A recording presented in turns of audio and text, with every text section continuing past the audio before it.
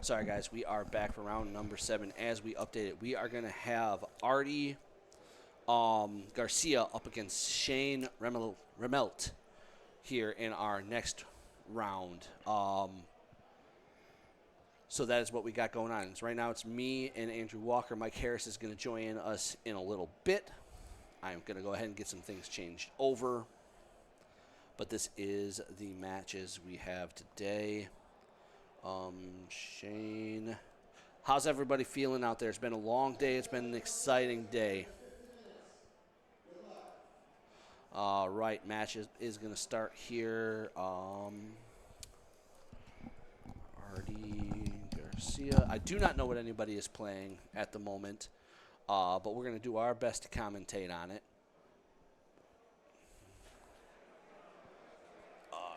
Here, make sure I have all my stuff in here. I'm starting to go a little bit crazy, guys, so if my voice is going or everything's going, I do apologize to you. But round 7 starting off here.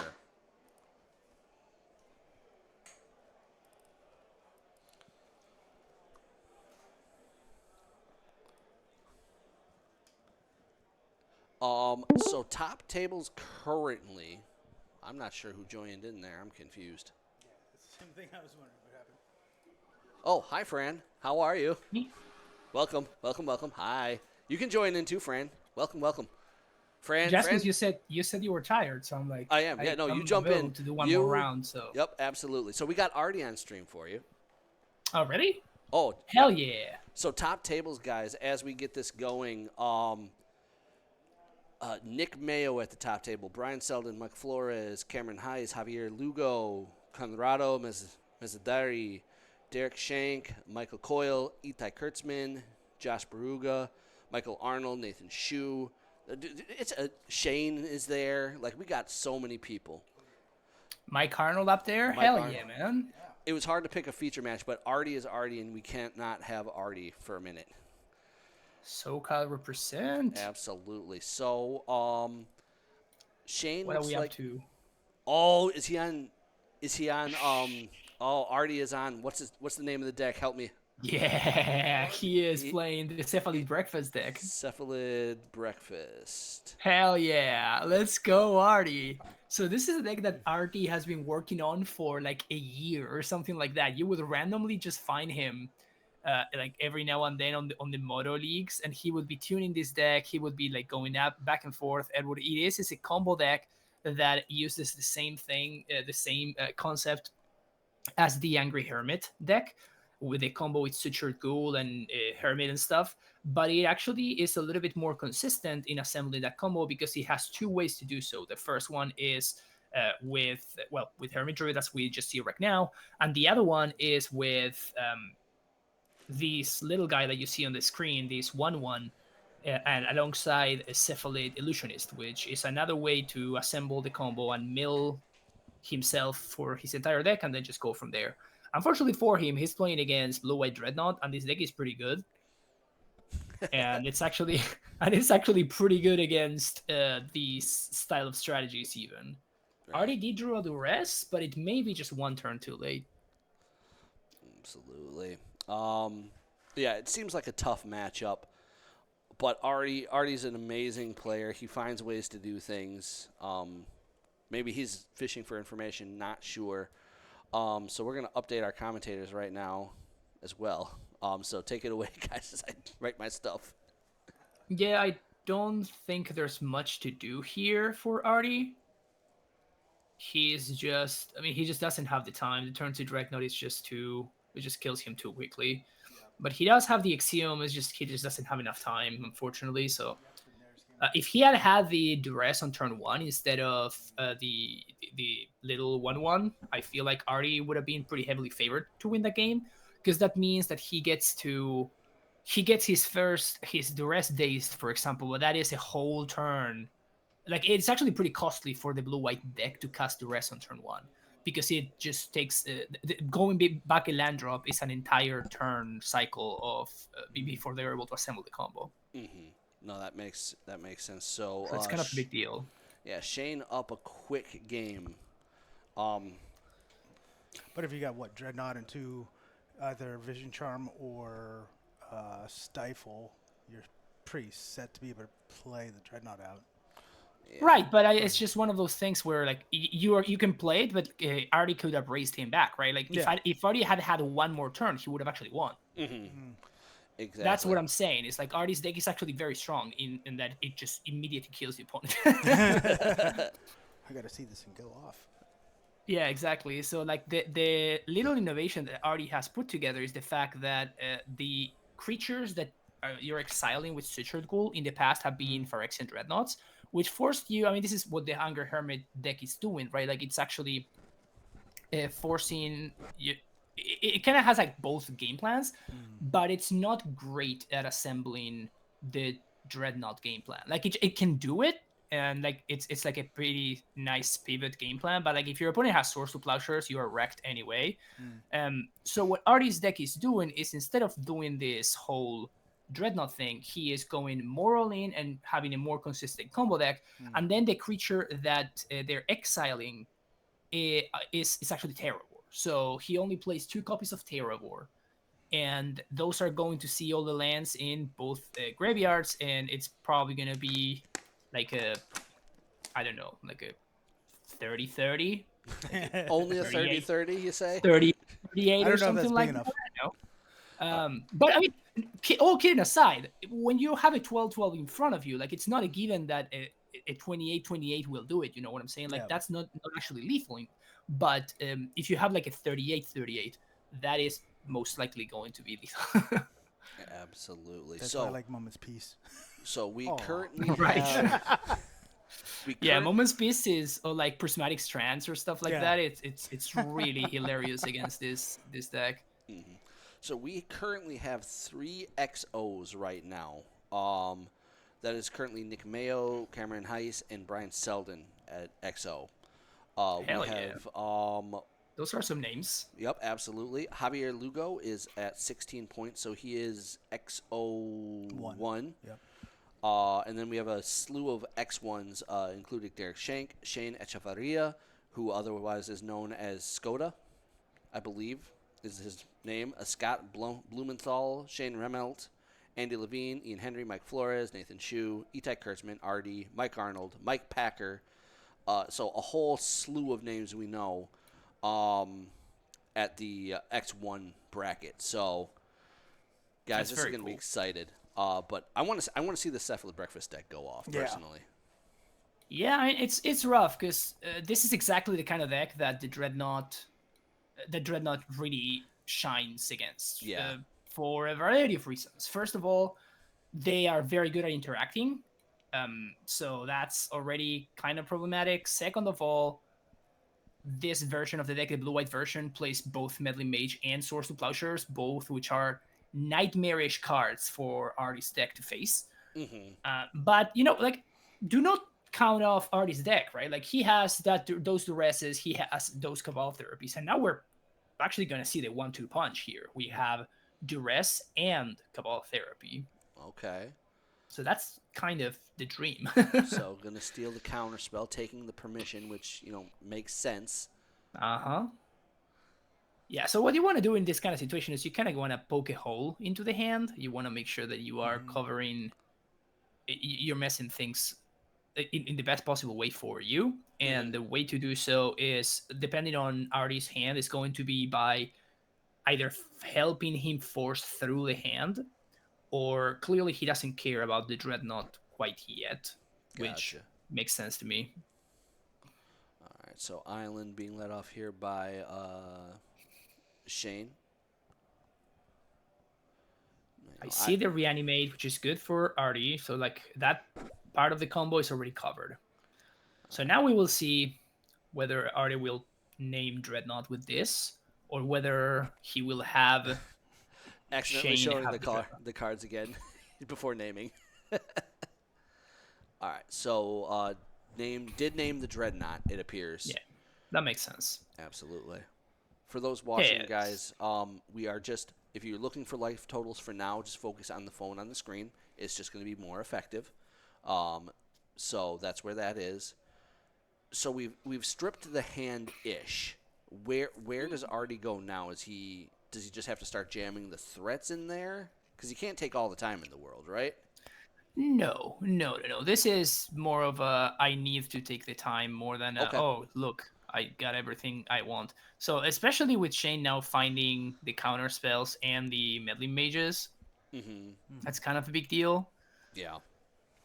And notably, Shane here chose to get the meddling mage instead of getting the counter spell there. He wants to hide the counter spell, so if Arty happens to play a creature in flashback therapy or playing After Duress, just hiding that information, the fact that he has the counter spells for now. Okay, that makes sense. Gotcha. All right. So Arty has seen the days though, he has seen the days. so that's why he is tanking here and wondering whether he should just play this Cephalid illusionist that he has access to and just like run it into the days, or whether he wants to wait instead. Mm-hmm. And the theory about running it into days is it clears out the days you know about. It sets him back a land-ish. Is that kind of the theory behind jamming it into the known days? Yeah, especially, I mean, if he doesn't have a land, then that Mhm. days is going to be just as good next turn. You know what I'm saying? Yeah, So 100%. Yeah. you're going to have to like punch through it. Like if you don't Mhm. have lands, then you're just going to have to like work Oh, through he drew it. another And- therapy. Oh, well, there you go. Well, that'll do it. That's the thing.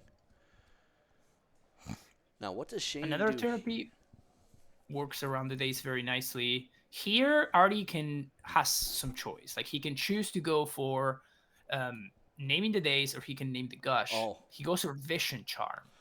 Gotcha. So he gets the vision charm. Interesting. So this may be because, funnily enough, Vision Charm is actually disruptive for Oh. Arty's deck as well. Yeah, because it makes the whole hermit thing not a thing. Exactly. Yep. So Yep. it's kind of awkward. Yeah, that's right. Yep. No, you're right. But yeah, so like Vision Charm is kind of like a two. So the way that it works is like when you mill your entire deck, the combo works in such a way that you get to use the card Crossing Reclamation to put the reanimates back in top of your deck. Mhm. So even if you don't have the reanimates in hand, you still can do the thing. You know, you can still by milling your deck entirely, as long as you have enough mana, you should be good in order to excuse me. You should be good in order to combo anyway. Yep. But because that is both like a disruption piece and a combo piece for Shane, I think that it makes sense to go for the Vision Charm. Though Arty already has a reanimate in hand, so in that sense, the Vision Charm doesn't really disrupt him. Yep. Looks like a Sylvan Safekeeper got countered. That's an interesting bring in. And there's a meddling mage. Yeah, Safekeeper is huge. Safekeeper, what it does is it just blanks Swords to Plowshares as an out, Mm-hmm. which, by the way, is the card that Shane has drawn. And now we see Meddling Mage doing Meddling Mage things. This is exactly what the card shines at doing. Like it's both disrupting what Arty is doing, preventing him from playing the combo, or for I don't know what was named here, if it was named Cover Therapy or whatever. But in any case, it's just disrupting Arty's game plan. Hermit Druid. Hermit Druid was named. There you go. Yeah, it makes sense to name like the one card combo as opposed to one of the two piece, the two card combo pieces. You know. Yeah, and to make clear, can you guys make clear what is the 2-card combo pieces to make this go? And obviously, it may not be evident, but it's Nomad's Encore and Cephalid Illusionist, correct? Are the 2 cards That is to right. flip it off? Yes, those are the cards. Awesome. And Andrew, can you tell me why that is a combo and why that works for who is not familiar with why Illusionist and or Oh, I have no idea. no, you don't? I don't. Okay, fair enough. Okay, so heard I can help. something, so I was like, Come on, friend, educate me. Yeah, so the way the combo works is it's actually pretty funny because the Nomad and Core guy has like an ability that was supposed to be for limited, but it's entirely irrelevant, or for the most part is irrelevant. So what it does is like it redirects damage from another creature to the Nomad and Core, or the other way around. I don't remember, but again, it's whatever. Like that part doesn't matter. What matters is that it has a 0 mana activation cost, meaning that you can activate it however many times you want. And then when we look at the Cephalid guy, Oh, which boy. is which is the breakfast part of it. Mm-hmm. The Cephalid Illusionist is that card that Arty has in his hand right now. It's a 2-mana 1/1 that whenever it is targeted, you mill the top 3 cards of your deck. So the combination is to activate this little ability just because it's a 0-mana ability. So decks in Legacy play Shuko as well, but this is the Premodern version. And you effectively mill your entire deck, and then use Crossroad Reclamation to put the Exhume on top of your deck, or Reanimate, or whatever. And then you cast that Exhume, you bring back the Sutured Ghoul, which is a banger of a card. Yes, Great it card. is. I love that card so much. It just has that something, you know what I'm saying? It really does. So you get that back, and it has, when it comes into play, you exile any number of creatures, and then it has power equal to all the power from all the creatures that were exiled. And that's what we talked about earlier, where you exile 2 Terravores, which are probably going to be like, 18/18 or 20/20 or whatever, and you go from there. Yeah, so already in a tough spot with Illusionist and Druid named. However, a great point here is if the Nomad got killed, but Arty can work himself out of this point made in chat of if he ever needs to, and something like a Illusionist or Hermit Druid is named, he can therapy himself to get into the yard and reanimate in a weird pinch to work around it. Yeah, that's pretty sick, actually. So what we saw there is actually getting sacrificed to Cabal Therapy, because he knew that there were 2 Swords of Plowshares in the opponent's hand. So that's why. Exactly. We'll see how this works now. Therapying himself it's a lot of resources, though, that I don't know if Arty has. Yeah, but he might not have the choice. I mean, that might be his only line, because I don't think he has removal for the Meddling Mages, and it's on both Cephalid Illusionist and Hermit Druid. So I don't know. If he doesn't get rid of the Meddling Mages, he literally cannot win. Yeah. Which is, once again, why this Meddling Mage card is so good. It's a great card. This is a tough matchup for Arty to run into. I've noticed people have asked, hey, looking at decks in chat, why aren't we doing this and that? And we're trying to find a balance of, the state is there's a whole bunch of Dreadnought decks here today. It is a popular deck. When you're doing the top tables, it's going to be hard to avoid it, seeing it a lot. But we are trying to get things like Arty is on a really cool deck. We saw that blue, black, white control deck. So we are trying to mix in, for those who like the spice, we are trying to mix in the spice as best as we can. But this is a big tournament, and that is the ramifications of a big tournament sometimes is having to, you see the bigger decks. For those who have asked. The spice. Yeah, I mean, I feel like it's better overall to just... I mean, it doesn't really make sense. If the spicy decks aren't winning, then I don't know how much that actually matters, because seeing the spicy decks, you want to see the people that are actually doing well and that are actually winning, Well, that ties that up. That's a Cursed Totem. Oh yeah, we're done now. Yeah, that's it. Also, one thing to keep in mind is that Arty actually has a Hermit Druid mana base, which includes a gazillion known basics, because he cannot play any basics. So his mana is pretty painful. But the fact that he never saw land number 3 in, like, I don't know however many turns that game was, like 8 turns or more, is pretty unfortunate. Like, he kept a 2-lander and he just never saw a land.